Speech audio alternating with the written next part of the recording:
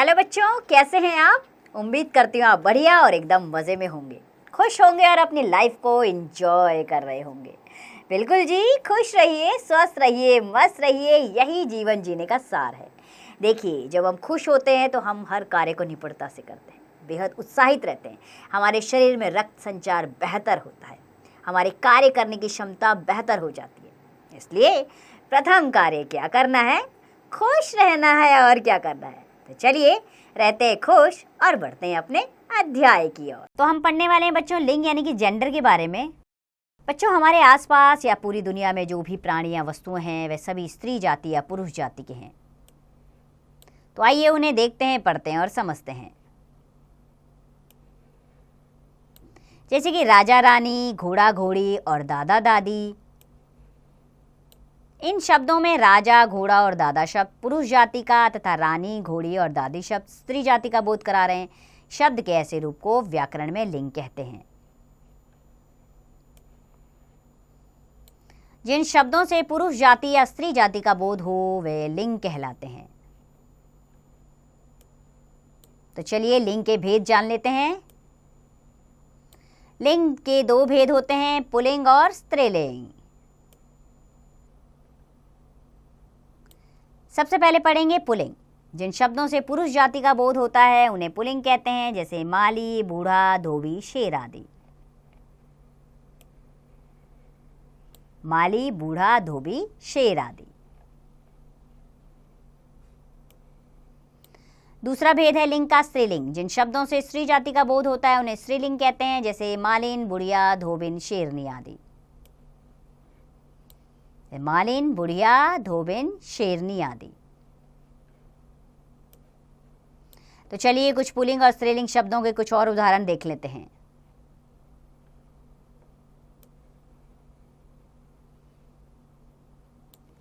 जैसे कि बेटा का स्त्रीलिंग बेटी, ऊंट का ऊंटनी, नर का नारी, बैल का गाय, पिता का माता स्त्रीलिंग है, लाला का ललाइन, सखा का सखी है स्त्रीलिंग, राजा का रानी, चाचा का चाची, भाई का बहन, शेर का शेरनी, सेठ का सेठानी, ऊंट का ऊंटनी, बंदर का बंदरिया, मोर का मोरनी, आदमी का औरत, चूहा का चूहिया और नौकर का नौकरानी स्त्रीलिंग शब्द है।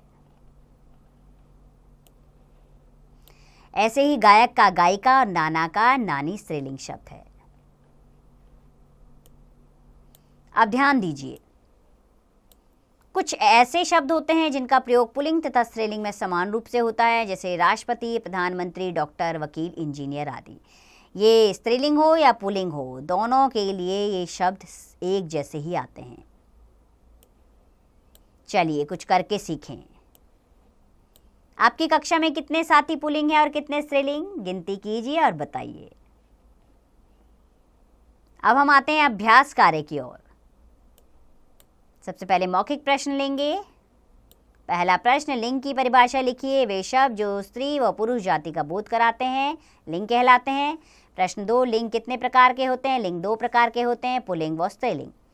तीसरा प्रश्न, कोई 5 पुल्लिंग शब्द लिखिए।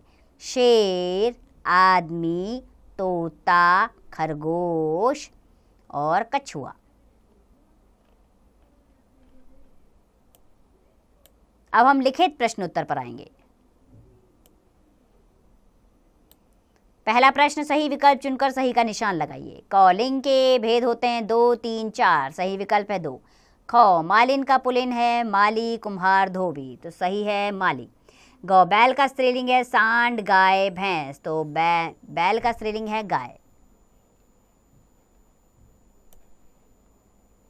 दूसरा प्रश्न, लिंग बदलकर एक स्थान भरिए। पिता का माता, लड़का का लड़की, शेर का शेरनी, मोरनी का मोर, मौसा का मौसी, चूहिया का चूहा, राजा का रानी, मामी का मामा।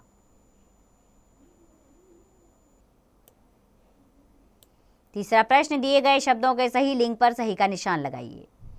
भाई स्त्रीलिंग है कि पुल्लिंग है? पुल्लिंग है। बंदरिया स्त्रीलिंग, पुल्लिंग, स्त्रीलिंग। चूहा स्त्रीलिंग, पुल्लिंग, पुल्लिंग। चाची स्त्रीलिंग, पुल्लिंग, स्त्रीलिंग। घोड़ा स्त्रीलिंग, पुल्लिंग, पुल्लिंग।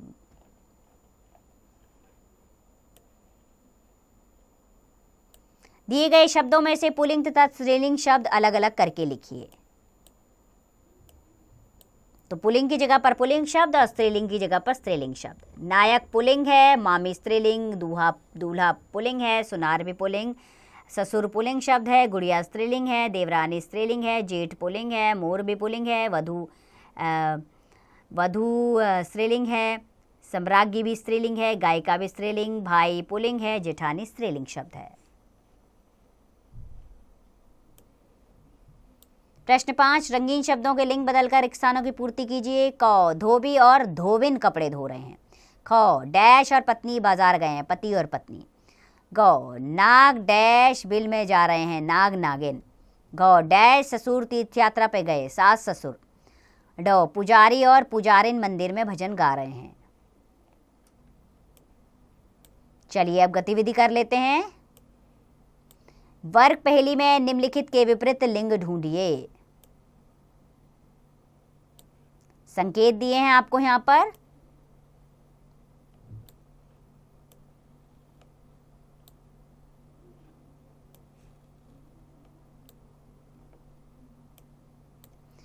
इस वर्ग पहेली में से ढूंढने हैं आपने, जैसे शेरनी का पुल्लिंग शेर, गायक का स्त्रीलिंग गायिका, पत्नी का पुल्लिंग पति, देवर का स्त्रीलिंग देवरानी, देवी का पुल्लिंग देव, बकरे का स्त्रीलिंग बकरी, नाग का स्त्रीलिंग नागिन।